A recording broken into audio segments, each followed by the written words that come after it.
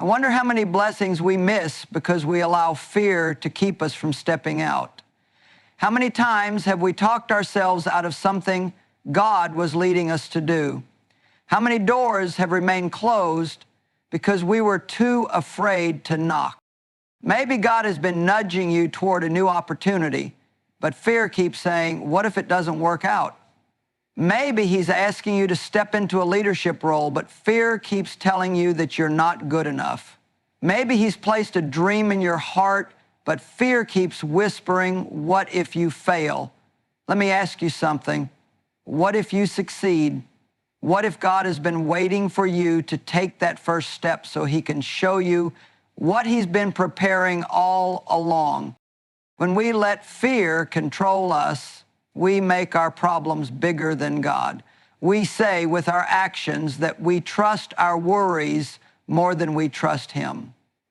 But we serve a God who has never failed, never abandoned, and never let down those who put their trust in him. If he has called you to something, he has already made a way for you. Some of us are waiting for fear to disappear before we move forward. But that's not how it works. The enemy will always try to bring fear when you're close to a breakthrough. That's why you have to make a decision. Are you going to let fear control you, or are you going to walk by faith? I want to encourage you today, don't let fear steal one more blessing from your life. Don't let it keep you in a place of comfort when God is calling you to greater things. Fear will always tell you to stay where it's safe, but faith will tell you that God is with you wherever you go. No matter what the enemy says, you are not alone. You are not weak. You are not incapable. The same God who parted the Red Sea, shut the mouths of lions, and raised the dead is the same God who is walking with you right now. The question is, will you trust him? Fear is the enemy of progress, but faith is the key to victory.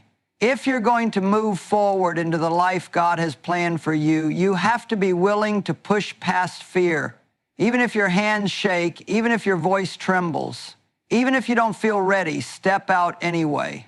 Because when you walk in faith, fear has no choice but to fall away. What you focus on grows. This is one of the most powerful truths about life. Whatever you give your attention to, whether it's faith or fear, will take root in your heart and shape your reality. If you constantly think about everything that could go wrong, fear will grow bigger. If you dwell on God's promises and his faithfulness, your faith will grow stronger. The choice is yours. The mind is a battlefield, and the enemy knows that if he can control your thoughts, he can control your life. That's why he works overtime to fill your mind with fear, doubt, and negativity. He wants you to focus on your weaknesses, your past mistakes, and your insecurities so that you never step into the life God has planned for you. But here's the good news.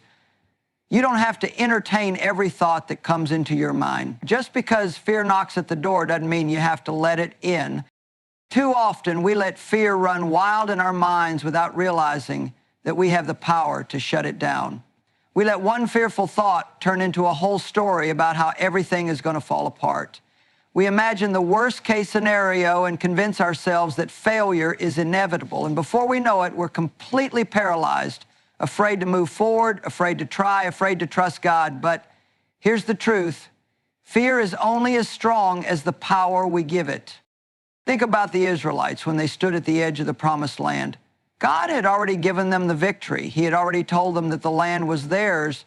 But when they saw the giants, they let fear take over. They focused on the size of the enemy instead of the power of their God. And because of that, they missed out on the blessing that was right in front of them. Now think about Joshua and Caleb. They saw the same giants, they faced the same obstacles, but they focused on God's promise, not the problem. They refused to let fear change their perspective. And because of that, they were the only two from their generation who actually stepped into the land God had promised. What are you focusing on today? Are you feeding your faith or are you feeding your fear? Are you focusing on the size of your problems or are you focusing on the greatness of your God? Because whatever you magnify in your mind will become bigger. in your life.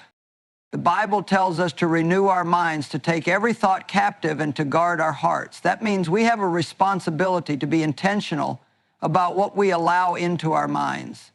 We can't sit around thinking negative thoughts all day and then wonder why we don't have peace. We can't spend all our time worrying and then expect to live in faith. Faith and fear cannot dominate your mind at the same time. You have to choose which one will lead your life. Fear will always try to pull your focus away from God. It will try to convince you that your situation is too big, your past is too messy, and your future is too uncertain. But faith reminds you that God is bigger than any problem you will ever face. He is the same God who made a way through the Red Sea, the same God who shut the mouths of lions, and the same God who raised the dead to life. If he did it before, he can do it again. So what does that mean for you? It means you have to be intentional about what you focus on. Instead of meditating on fear, start meditating on the promises of God. Instead of thinking about what could go wrong, start thinking about what God has already done for you.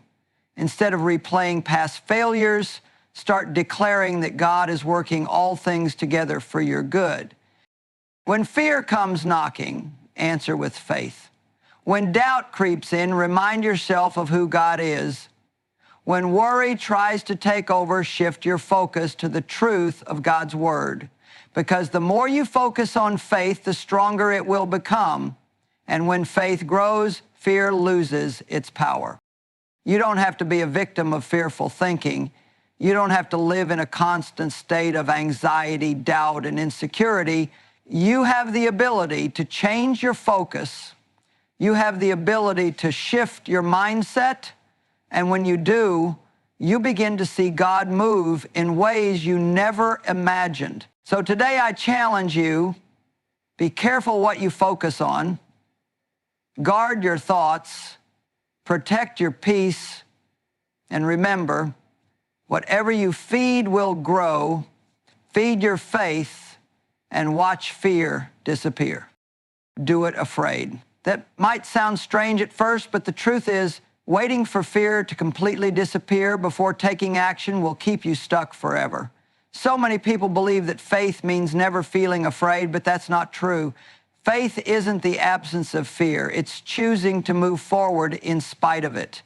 If you're waiting for the moment when you'll feel completely confident, completely prepared, and completely fearless, you'll be waiting for the rest of your life. The key to overcoming fear is not avoiding it. It's stepping out while you're still afraid. Fear is a natural human emotion. It's something we all feel at different times in our lives. But the problem isn't feeling fear.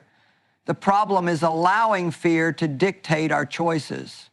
Fear will tell you to stay in your comfort zone. Fear will convince you that you aren't capable, that you aren't good enough, and that you'll fail if you try. Fear will make you believe that the unknown is too risky and that it's safer to do nothing. But the reality is, playing it safe doesn't lead to growth. Staying in your comfort zone won't take you to the places God has planned for you. Look at the people in the Bible who did great things for God. They weren't always confident. They didn't always feel ready. Many of them were afraid when God called them to step out. Moses was afraid to speak, but he led an entire nation to freedom. Gideon was hiding from his enemies, but God called him a mighty warrior. Esther was afraid to approach the king, but she saved her people. The difference between them and so many others is that they chose to obey God. Despite their fear, they didn't wait until they felt strong enough, smart enough, or bold enough. They simply trusted that God would be with them. The enemy wants you to believe that feeling fear means you should stop, that if something feels scary, it must not be for you, but that's a lie. In fact, the very thing you're afraid to do might be the exact thing God is calling you to step into. The enemy uses fear to block your destiny because he knows that if you step out in faith, you'll become unstoppable. He knows that if you stop listening to fear, you'll finally walk in the purpose God created for you. That's why he works so hard to keep you afraid, because he's afraid of what will happen when you finally realize that fear has no real power over you. The Bible says over and over again, do not fear. And that's not because God expects us to never feel fear. It's because he wants us to trust him more than we trust our feelings. When he tells us not to fear, he's reminding us that fear is not from him. It's not a sign that you should turn back. It's not a warning that you're going the wrong way. It's just resistance trying to keep you from stepping into the life God has for you. What is fear keeping you from today? Is there something God has been nudging you to do, but you've been hesitating because of fear? Maybe he's been calling you to start a new business, go back to school, step into ministry, or move forward in a relationship. But every time you think about it, fear creeps in and whispers, what if you fail? What if it doesn't work out? What if you're not good enough? Let me ask you, what if you succeed? What if this step of faith is the very thing that will unlock blessings you never even imagined? You don't have to feel brave to be brave. Courage isn't the absence of fear. It's refusing to let fear make the decision for you. It's looking fear in the face and saying, I hear you, but you don't control me. Every time you step out in faith, your fear gets weaker. And before you know it, the thing that once terrified you becomes something you look back on and wonder why you ever doubted. Maybe you're thinking, I want to have faith, but I just don't feel strong enough. The good news is, you don't have to be strong enough. God is. He never asks you to do it alone. He never calls you to something without equipping you for it. All he asks is that you take the first step, that you trust him enough to move forward, even if your knees are shaking and your heart is pounding. He promises to be with you every step of the way. If fear has been holding you back, today is the day to break free. It's time to stop waiting for the perfect moment and start moving forward in faith. Will it be scary? Probably. Will you feel uncomfortable? Absolutely. But will it be worth it? Without a doubt. So go ahead, do it afraid, because on the other side of fear is everything God has been waiting to give you. God is bigger than your fear. No matter what you are facing today, no matter how impossible things may seem, God is already ahead of you, making a way. Fear has a way of making everything feel overwhelming. It tells you that the problem is too big, that the challenge is too hard, and that the mountain in front of you is impossible to climb. But here's the truth. Nothing is bigger than God. Not your fear, not your past, not your circumstances, and certainly not the lies the enemy tries to fill your mind with. Fear speaks in what ifs. What if I fail? What if I don't have what it takes? What if things don't go the way I planned? But faith speaks in even ifs. Even if things don't go the way I expect, I trust that God is still in control. Even if I don't feel ready, I believe that God will give me strength. Even if the road looks uncertain, I know that God is leading the way. Fear tries to convince you that your future is unknown, but faith reminds you that your future is already in God's hands. Think about the story of David and Goliath. The entire Israelite army was terrified of Goliath because they focused on how big he was. They saw a giant they couldn't defeat. But David saw something different. He didn't compare Goliath's size to his own strength. He compared Goliath's size to God's power. And that's the key. The battle wasn't won because David had more skill, more training, or more weapons. The battle was won because David had faith. The same applies to you. The battles you are facing may seem too big, but they are not bigger than God. The fears that keep creeping into your mind may feel overwhelming, but they're not more powerful than the one who is fighting for you. Fear will always try to magnify the problem, but faith magnifies God. The more you focus on his power, his promises, and his presence, the smaller your fear becomes. The enemy wants to keep you so focused on what could go wrong that you forget who is in control. He wants you to look at the size of your problem instead of the size of your God. But let me remind you today, God has never lost a battle. There is no situation too complicated, no challenge too difficult, and no fear too powerful for him to handle. When fear starts creeping in, ask yourself, who is bigger, my problem or my God? Every single time the answer will be the same. God is bigger. He is bigger than your financial struggles. He is bigger than your health challenges. He is bigger than your insecurities, your past mistakes, and your deepest fears. And if he is bigger, why would we ever let fear have control over our lives? One of the greatest mistakes we make is trying to fight fear in our own strength. We think that if we just try harder, if we just worry less, if we just push through, we can overcome it. But fear isn't defeated by human effort, it's defeated by trusting God. The Bible doesn't say, be strong in yourself. It says, be strong in the Lord and in his mighty power. The strength you need doesn't come from within, it comes from above. Maybe you've been struggling with fear for a long time. Maybe you've been stuck in a cycle of anxiety, doubt, and uncertainty. Maybe you've convinced yourself that you'll always live with fear, that it's just part of who you are, but that's a lie. God has not given you a spirit of fear. He has given you power, love, and a sound mind. He never intended for you to live in bondage to fear. He created you to walk in faith, to live in peace, and to step into the life he has planned for you with boldness. So how do you overcome fear? You stop trying to do it in your own strength and start surrendering it to God. You stop letting fear speak louder than God's promises. You stop allowing the enemy to control your thoughts and start filling your mind with truth. Every time fear tries to creep in, remind yourself of who God is. Remind yourself that he is with you, he is for you, and he is greater than anything you will ever face. Fear will try to tell you that you are alone, but God says, I will never leave you nor forsake you. Fear will try to tell you that you're not strong enough, but God says, my grace is sufficient for you, for my power is made perfect in weakness. Fear will try to tell you that the situation is impossible, but God says, with me, all things are possible.